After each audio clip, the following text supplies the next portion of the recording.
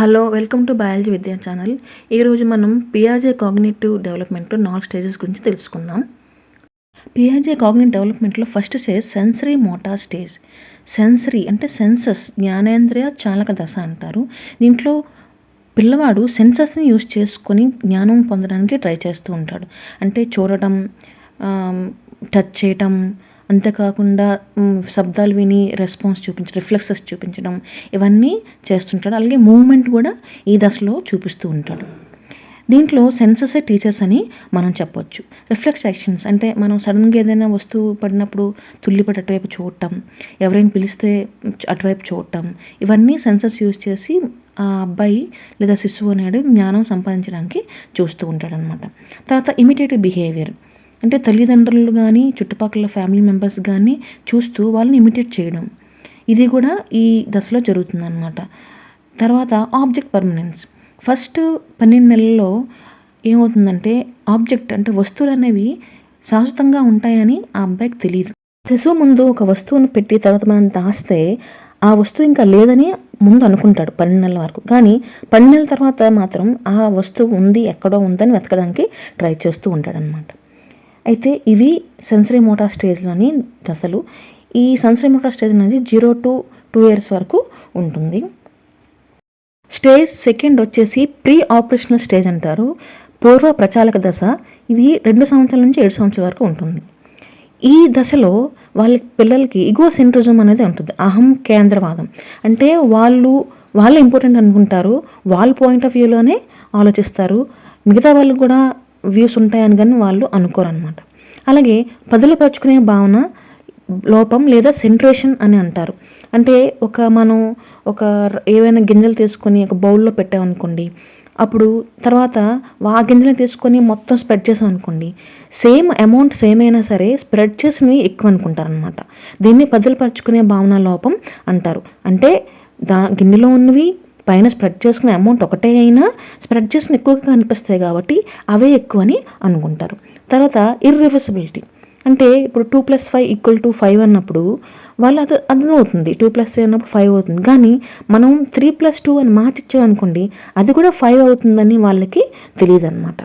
తర్వాత యానిమిజం, జంతువాదం అంటే ప్రతి వాటికి వాళ్ళు లైఫ్ అనేది ఆపాదిస్తారు. అంటే చిన్నపిల్లలు చూడండి, చిన్న చిన్న బొమ్మలతో ఆడుకోవడం, బొమ్మలు కూడా లైఫ్ ఉందని అనుకోవడం, వాటితో మాట్లాడుతుండడం, అన్నిటికీ ప్రాణం ఉందని అనుకుంటారనమాట. ఒకవేళ ఏదైనా వస్తువు తగిలి వాళ్ళకి దెబ్బ తగిలితే మనం అయ్యో దీనివల్లనే తగిలిందా, దీన్ని కొట్టేద్దామని దాన్ని కొడితే అప్పుడు ఊరుకుంటారు. ఎందుకంటే దానికి నన్ను నొప్పి పెట్టింది, దానికి కూడా నొప్పి తగిలిందని వాళ్ళు సాటిస్ఫై అయిపోతారు అనమాట. దీన్ని యానిమిజం అని అంటారు. అంతేకాకుండా వాళ్ళకి ట్రాన్సాక్టివ్ రీజనింగ్ అనేది ఉంటుందన్నమాట. Transactive reasoning it is thinking that involves making a connection between 2 separate events that are otherwise unrelated. అంటే యాక్చువల్గా అవి ఏవైనా ఈవెంట్స్ జరిగినప్పుడు అవి జనరల్గా అన్రిలేటెడ్ అయినా అవి రెండు ఒకసారి జరిగితే అవి రెండు రిలేటెడ్ అనుకుంటాడు. సపోజ్ ఒకవేళ ఒక డాగ్ గట్టిగా అరిచింది అనుకోండి, సేమ్ టైంకి ఒక చేతిలో ఉన్న బెలూన్ పేలిపోయింది అనుకోండి, అప్పుడు ఏమనుకుంటాడంటే ఆ డాగ్ అరవడం వల్లనే బెలూను పేలిపోయిందని అనుకుంటాడు. అంటే లాజికల్గా ఆలోచించడం అనమాట.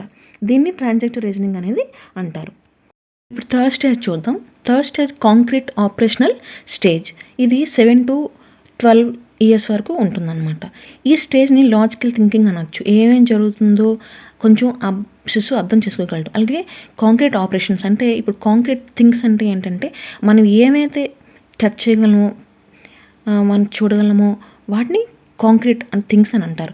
ఈ కాంక్రీట్ అనేది వాళ్ళకి లాజిక్ అనేది అర్థమైపోద్ది అనమాట. రివర్సిబిలిటీ డెవలప్ అవుతుంది. అంటే నేను చెప్పాను కదా 2 + 3 = 5 అయితే 3 + 2 కూడా 5 అనే వాళ్ళకి అర్థమవుతుంది అనమాట.